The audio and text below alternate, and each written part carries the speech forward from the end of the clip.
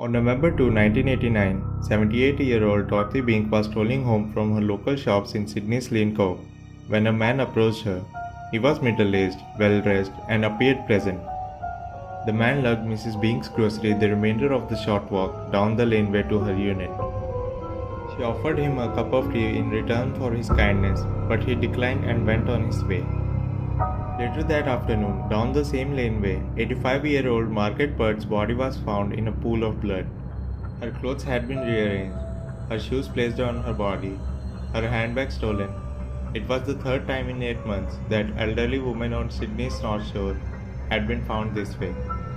The first victim was Gwendolyn Mitchell, an 82-year-old woman who was beaten to death with a hammer at the entry of her Mosman unit block on March 1, 1989. Her handbag was missing, and investigators initially assumed it was a mugging gone wrong. The police had no eyewitnesses or any leads, and there was nothing concrete, so there was no forensic evidence available at the time. Good-intentioned neighbors thought that she had fallen over, because initially that's how it looked, so they washed down the crime scene, acting in good faith. 2 months later, another body was found, Lady Winfreda Isabel Ashton, the 84-year-old widow of one of Australia's most famous painters, Sir John William Ashton. Lady Ashton was found dead in a binnacle at her Mosman unit block. She had been beaten, strangled with her own pantyhose, and robbed of her handbag. Due to similarities, investigators made the decision that these murders were connected and started to believe they had a serial killer. The murder of Margaret Bird appeared to confirm their suspicions. Then, just a day later, on November 3, 81-year-old Olive Cleveland was found dead on a pathway at her retirement village in Belrose. Though roughly 14 kilometers from earlier murders, there were clear similarities. She had been beaten, strangled with her pantyhose, her clothes had been rearranged, her shoes placed on her body, and her money stolen. Again broad daylight, again no eyewitnesses, and again well-intentioned people cleaned up the crime scene. Later, 93-year-old widow Muriel Falconer murdered in similar circumstances in her Mosman home. This time though, it was a private house, and the scene had not been disturbed. There was a bloody footprint, and a description from a neighbor of a man seen in the area, grey-haired, middle-aged. A task force of roughly 80 to 90 detectives was working on the case, sifting through evidence and more than 700 suspects, but it wasn't until the new year that the case opened up. On January 11, 1990, an elderly patient at Greenwich Hospital reported that she had been sexually assaulted. In the course of their investigation, police contacted a salesman of a pie company who had been in the hospital on business around that time, a married father named John Wayne Glover. Prior to his scheduled police interview, the British-born man made an attempt on his life. This was absolutely alarming because all the police wanted to do was just to talk to him about, was he in the ward? Did he see anything? There was nothing to suggest that Glover at that stage was the person who had touched the lady.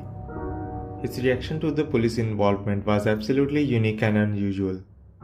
Police visited Glover in hospital, where he consented to be photographed, but declined to be interviewed. But his physical appearance matched that of the alleged granny killer, as well as an identikit sketch of a middle-aged grey-haired man who had physically assaulted and robbed a number of women across Sydney's North Shore in recent months. The two photos when compared were nearly identical, so at that point of time, Glover, the pie salesman, became a suspect under surveillance. Though the eyes of NSW police force were upon him, Glover managed to make one last kill. March 19, 1990, Glover was on his pie run in his car, dressed in a suit and tie, carrying a briefcase, when he knocked on a door in Beauty Point, Mosman. A woman answered.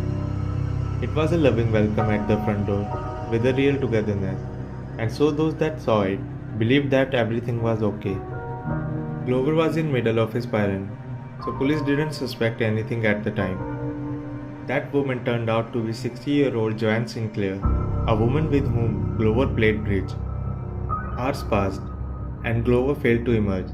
When concerned detective entered the home, they found Sinclair's body in the hallway, laying in a pool of blood, pantyhose tied around her neck. Glover was found unconscious in the bathtub, having made another attempt on his life. Glover was captured.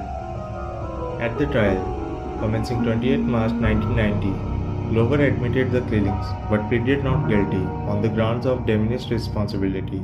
In other words, the accused's responsibility at the time of killing was substantially impaired by a mental disorder. But the crimes indicated otherwise. When he killed, he also planned what to do with victims' money, usually spent on poker machines, gambling, or alcohol. And after each of the murders, he took the hammer that he used as a weapon, took it home, and washed it in acid. It was supreme evidence of intent with all the murders.